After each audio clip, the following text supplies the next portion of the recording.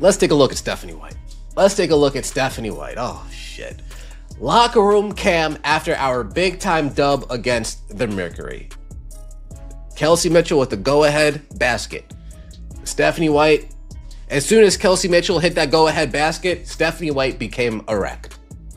I shit you not. I shit you not. Kelsey Mitchell makes that go-ahead basket. Stephanie White becomes erect. Picture this, your star rookie just hit a game-winning shot. The crowd erupts. Your season potentially hinges on this moment. How does the head coach react? Now imagine that same coach, same season, different player hits a clutch basket. The reaction is completely different, not slightly different, night and day different. This isn't speculation or reading too much into body language. We have the footage.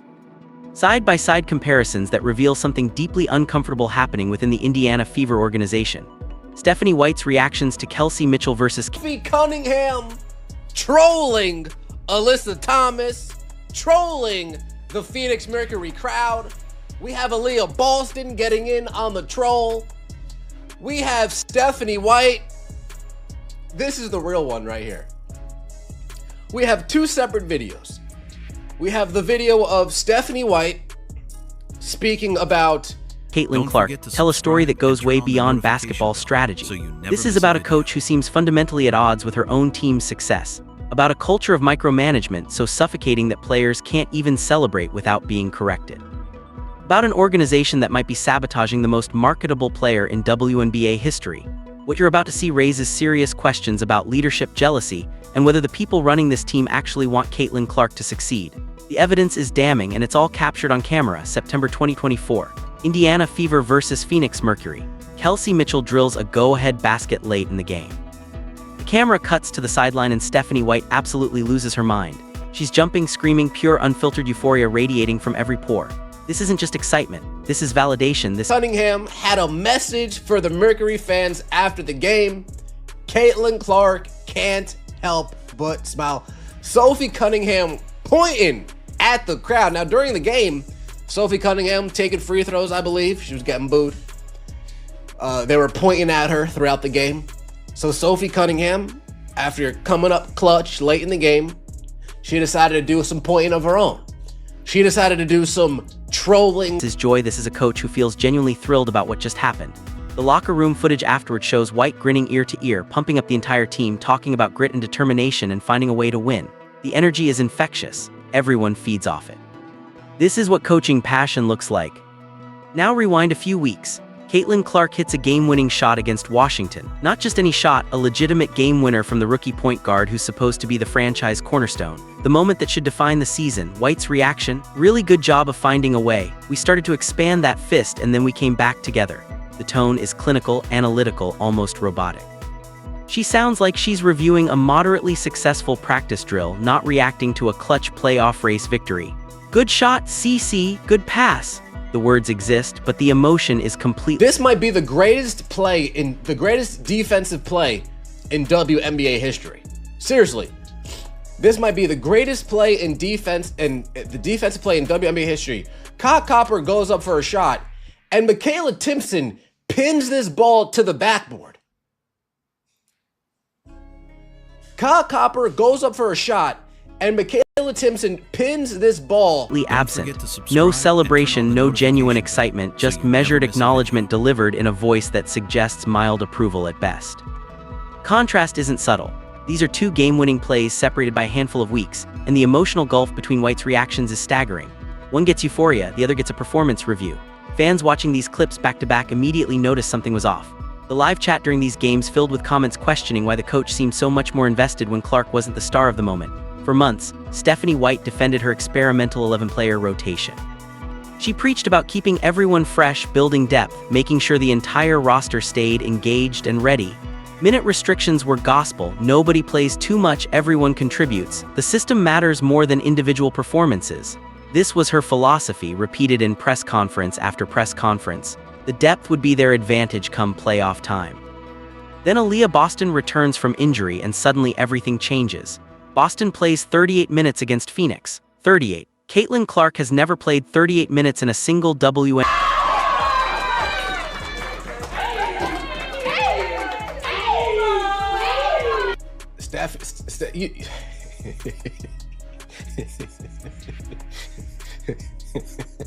Now let's take that and compare it to Caitlin Clark's game-winning shot against the Mystics. Really good job of finding a way. Okay, really good job of finding a way. We started to expand that fist and then we came back together. All right, that was really good stuff. Now we know we got a lot of stuff we got to work on, right? We know that. But being able to come away and withstand what we withstood in that run and to be able to pull together, get some key stops, shot C. Yeah, hell yeah. Great pass. NBA game all season. The rotation that was supposedly set in stone, gone. The minute restrictions that were non-negotiable vanished. The 11-player experiment completely abandoned. So what changed? Why did the philosophy White defended for months disappear the instant Clark wasn't the primary offensive focus? The game against Phoenix featured Kelsey Mitchell as the #1 option, and suddenly the rotation tightened up dramatically. The core players got extended run. The offensive sets looked crisper. The defensive effort noticeably intensified. It wasn't gradual adjustment. It was a complete philosophical reversal that happened to coincide with shifting attention away from Clark. Players aren't stupid. They notice when the rules change depending on who's having the big night. They see which games get the streamlined rotation and which games feature endless substitutions that kill momentum. They recognize when the coach's entire approach shifts based on the narrative of the game. This creates resentment, breeds questions about favoritism, and makes everyone wonder if they're really all pulling in the same direction. You cannot build championships. How their players celebrate. Look at this. Look, Sophie pointed, and then here comes the coach. Get your hand down. Get your hand down. Get your hand down. Get your... These coaches are the most miserable group of has-beens I must have ever come across in my entire life. Just a miserable group of has-beens sucking the fun out of everything. Taking the excitement, taking the joy out of everything that this team culture when your fundamental coaching philosophy is conditional. Sophie Cunningham delivers one of the signature moments of the Phoenix game. She's hitting clutch shots, playing aggressive defense, bringing exactly the competitive fire you want from a role player in a crucial game. Phoenix fans start booing her at the free throw line, trying to get in her head. So after the Fever pull ahead, Cunningham points right back at the crowd. It's sports, it's competition. It's the kind of moment that makes games memorable. Caitlin Clark is standing nearby, grinning, absolutely loving the energy. And then watch what happens. An assistant coach immediately rushes over and starts physically pushing Cunningham's hand down. Stop pointing, stop celebrating, stop showing emotion. The message is crystal clear: we don't do that here. Stay controlled, stay measured, don't enjoy yourself too much. This is the same coaching staff that constantly touches players, grabs them, redirects them, manages every single emotional reaction. Multiple fans in the live chat pointed out how suffocating this must feel. You make a big play, you have a moment of triumph, and after Kelsey Mitchell's go-ahead shot, compared to big shot, C. Yeah, good shot, good shot, Caitlin.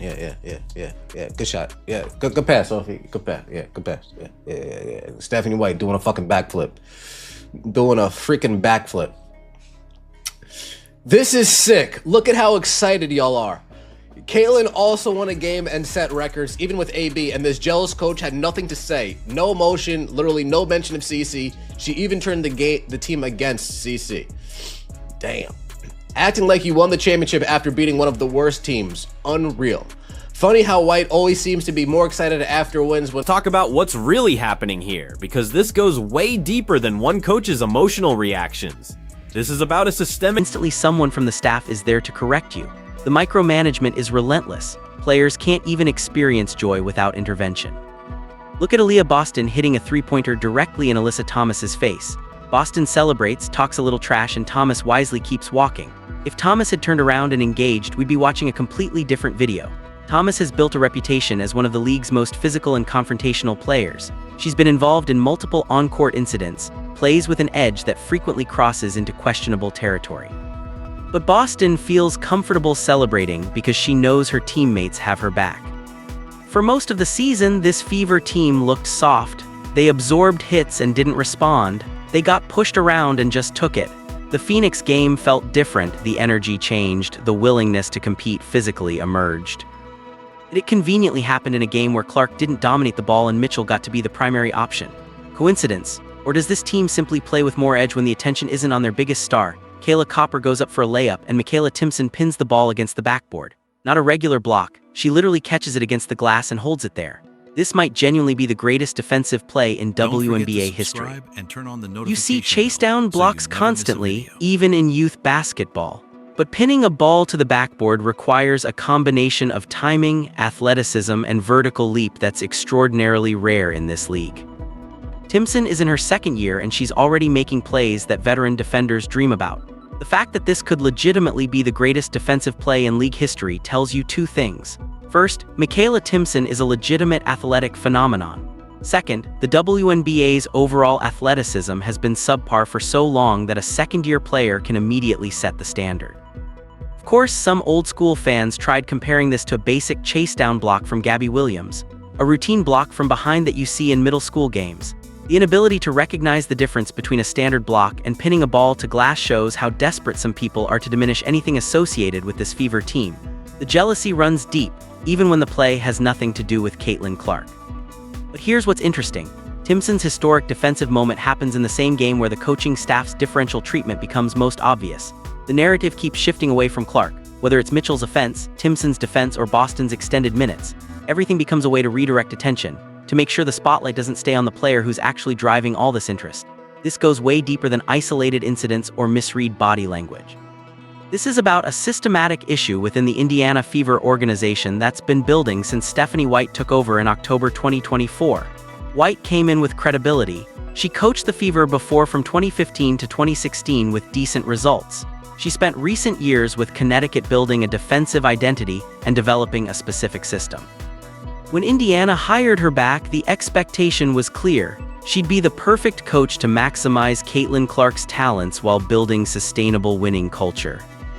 Instead, what we've witnessed is a coach who seems fundamentally uncomfortable with the attention and success that Clark brings. The rotation issues, the emotional disparities, the micromanagement, these aren't random occurrences. They're symptoms of deeper dysfunction. When your coach's entire philosophy changes based on who's having the big night, it creates fractures that no amount of talent can overcome.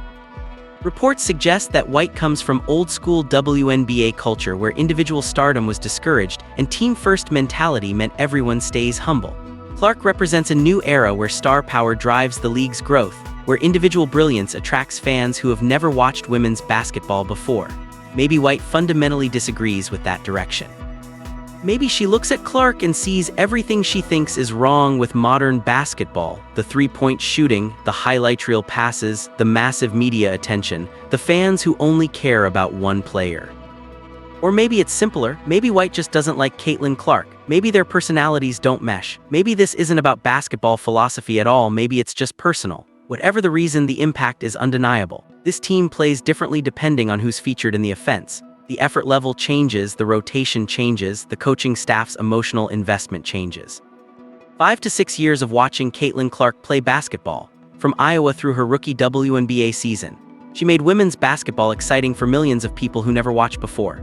She brought unprecedented ratings, attention, and revenue to a league that desperately needed all three. And the reward for that success has been constant negativity, jealousy, and institutional resistance from people who should be celebrating her impact. Compare this to how other WNBA coaches handle their star players. Cheryl Reeve with Nafisa Collier, Sandy Brindello with Breena Stewart. These coaches build entire systems around maximizing their best players' strengths. They celebrate those players' success enthusiastically and publicly. They make it crystal clear that when the star succeeds, everyone benefits. There's no ambiguity, no mixed messages, no wondering if the coach secretly wishes someone else was getting the glory. That's what functional coaching looks like. That's what creates championship culture. The best player feels supported, role players understand their importance to that player's success, and everyone rows in the same direction.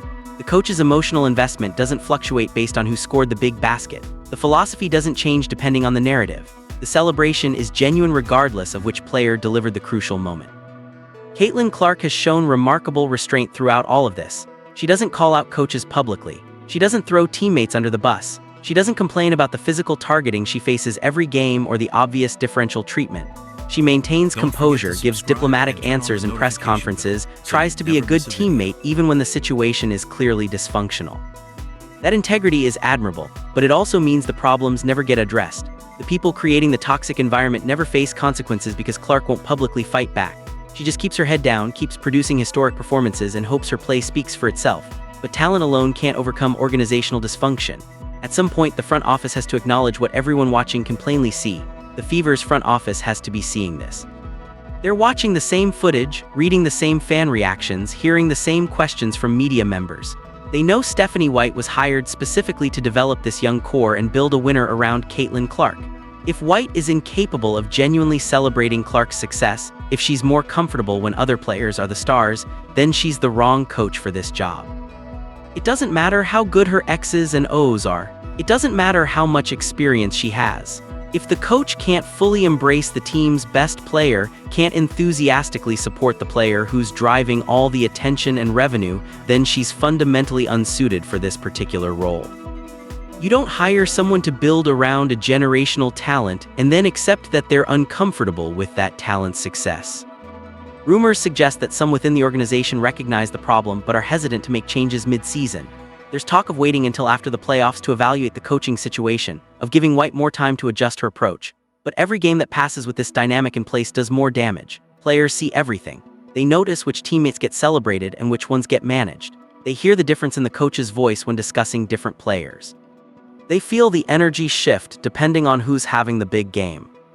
This should be a joyful season. The Fever have the most exciting rookie in WNBA history. They're in playoff contention. They're selling out arenas. National media is paying attention. This should be fun. Instead, every win feels complicated because fans are watching the coach's reactions and wondering why she can't just be happy for all her players equally. Every press conference becomes an exercise in reading between the lines. Every rotation decision gets scrutinized for evidence of bias. So here's the fundamental question. Can this relationship be salvaged, or is the disconnect too deep to fix? Should Caitlin Clark have to spend her entire rookie season dealing with a coaching staff that seems incapable of fully celebrating her success? The footage doesn't lie. The pattern is clear. Stephanie White's emotional investment in this team fluctuates dramatically based on who's delivering the crucial moments. That's not coaching, that's favoritism disguised as philosophy. The Indiana Fever organization faces a choice. They can continue pretending this isn't happening, hoping it resolves itself, or they can acknowledge that their coaching situation is actively undermining their biggest asset. They can bring back White next season and hope she magically develops enthusiasm for Clark's success, or they can find someone who doesn't need to be convinced that celebrating a generational talent is part of the job description. Right now, they're wasting a historic rookie season on dysfunction that's completely preventable. The question is whether anyone in that organization cares enough to fix it before permanent damage is done.